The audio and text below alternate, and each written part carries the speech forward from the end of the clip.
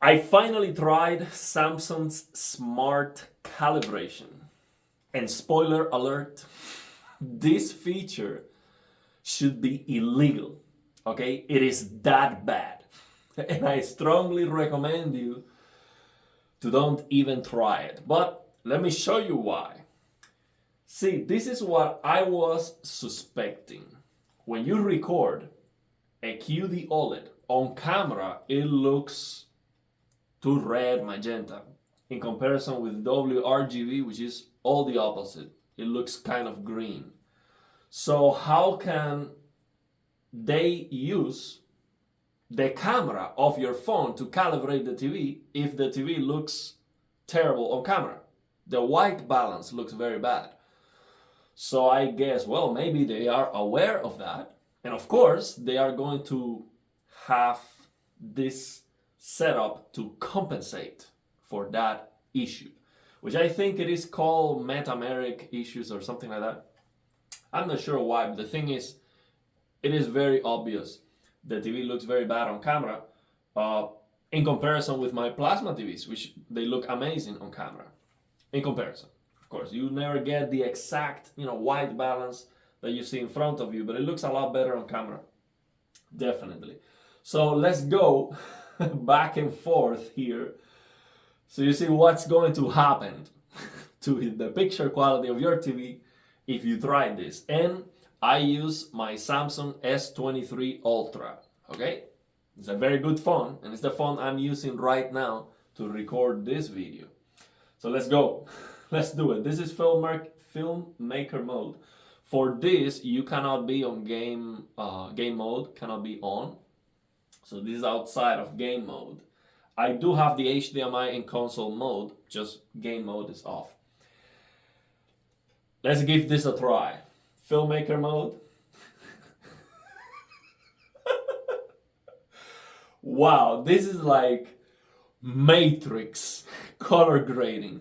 Like when you watch the movie, The Matrix, everything looks like this, green. So this is what you get with the calibrated feature. This is absolutely terrible, man. Just look at this. Before, this is the factory calibration with my own settings. And this is with the with the smart calibration. This is just all green. It's completely green. Let's take a look at another example. This is from a game, which doesn't look great, but just the human face from a game. This is Dragon's Dogma. After. It's literally a green color filter. That's what it is. This is really, really messed up. And what this calibration did was, this is before, after. What the calibration did was to use like 5 or 6 pictures as an example. So basically, it tells you, put the phone 3 centimeters away from the screen. It has in the middle of the screen the shape of the phone, so you get it close to it, and it tells you don't move it. And then it's going to flash some test patterns, like some gray, white, some colors in a small rectangle, and then it's gonna flash some full screen slides with different colors and stuff. Very fast, very, very, very fast. And yeah, the results are like, man, I hope no one is using this. I really hope no one buys into this, because it is a shame to have such a nice TV. It looks amazing, just completely messed up with this feature. I think it should be illegal, definitely. We should not.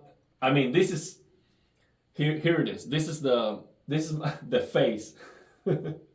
This is how happy we should be with this feature. I mean, it is really, really messed up.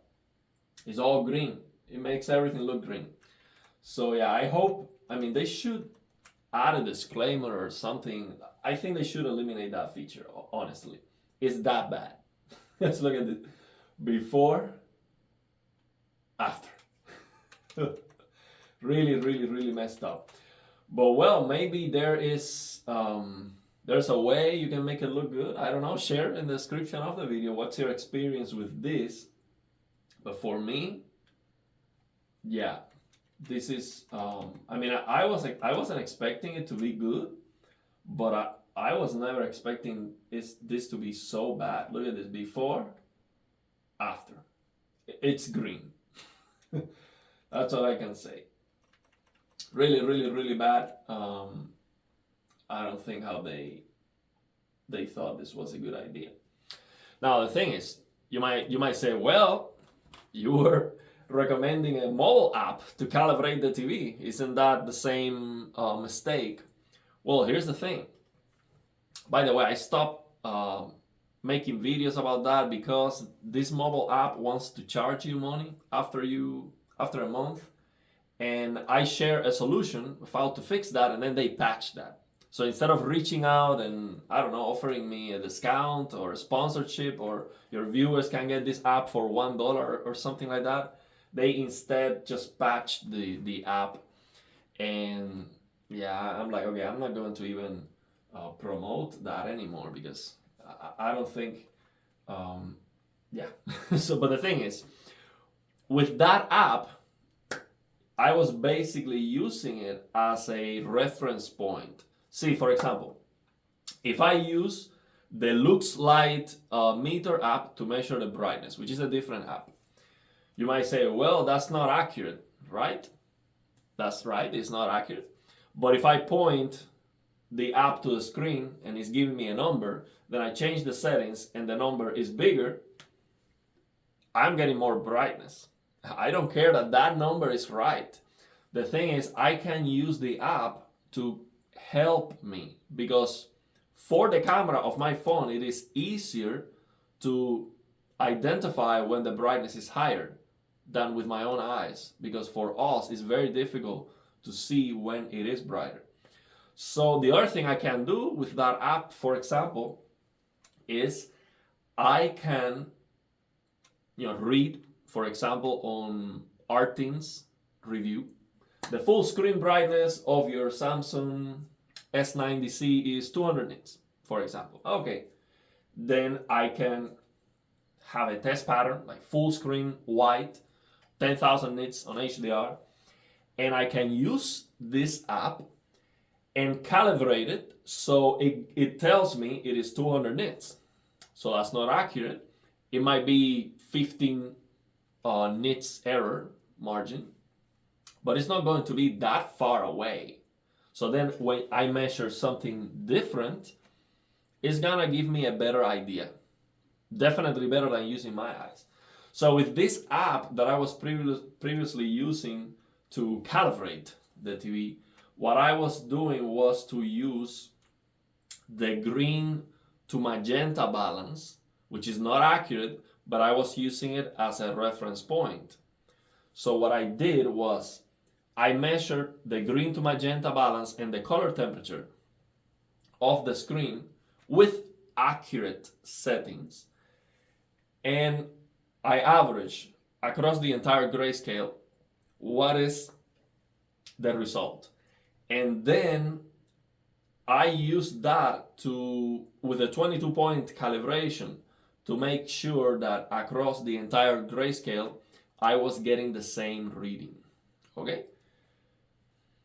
I think that makes sense. The green to magenta balance and the white in the color temperature measurement was inaccurate, but it was a reference, it was a number. So I think it makes sense. But yeah, definitely using the camera of a phone to calibrate cannot be possible, because the technology looks completely different on camera. That's the thing. But yeah, let me know if I am missing out. Maybe there is a way you can get this, get better result doing this. But yeah, I highly recommend you to don't even try it. It's that bad. And yeah, it doesn't work for gaming anyway. So it's just an extra preset there that I would actually eliminate. So let me know your thoughts and opinions, and if you have any questions.